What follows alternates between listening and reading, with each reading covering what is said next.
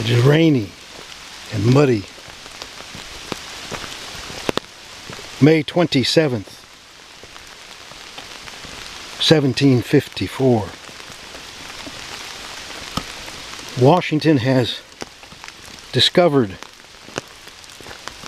by the Indian half-king Tenacrison's scouting that 35 French soldiers from Fort Duquesne are encamped here.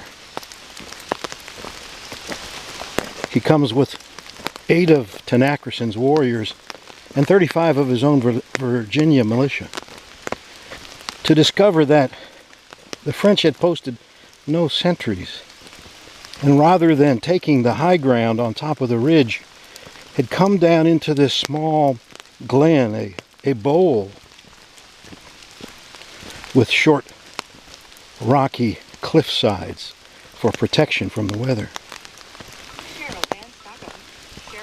Here they had their fires, drying out their goods, and Washington was able to surround them on 3 sides with those 8 Indian warriors and his Virginia riflemen. At the first light of morning, someone fired the first shot. The shot that would initiate the 7 Years' War. Was it George Washington? For a volley of fire followed, killing and scattering the French soldiers into the arms of the Native American warriors and their tomahawks. 12 were killed, 1 was escaped. The dead were scalped. Jumonville, who led the French contingent, was wounded and was begging Washington for mercy, claiming that he had simply been an envoy, as had Washington the year before, when he had come with Christopher Gist to warn the French to leave the Ohio country.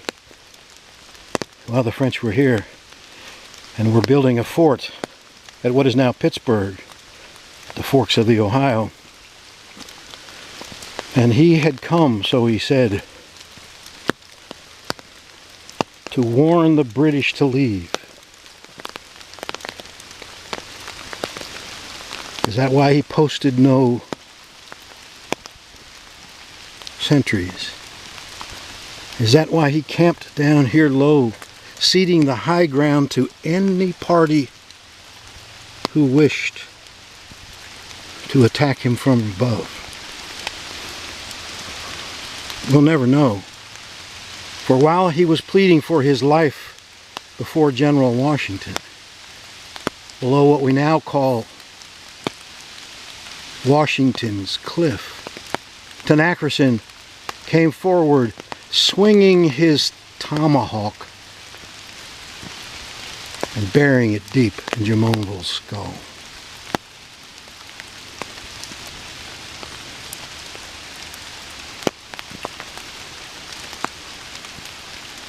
Washington would have to deal with that event, for this was surely a massacre.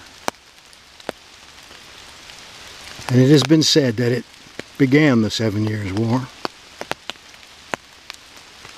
in this idyllic glen where the French thought they were safe.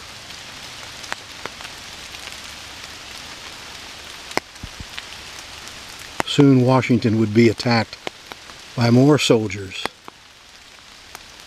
French soldiers, from Fort Duquesne, in a hastily built stockade 7 miles south of here called Fort Necessity. He would lose 100 men killed and wounded, and was fortunate to be able to be offered terms of capitulation so he could march his men out, those who had survived. But he signed a French document of capitulation, translated from French by an interpreter brought for that purpose by Washington. And Washington claimed the rest of his life that he did not know that the capitulation terms included a phrase that had Washington admit that he had assassinated the French diplomatic envoy de Jumonville.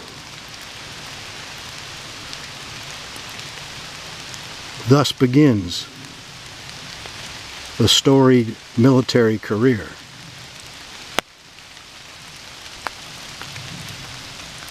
of George Washington.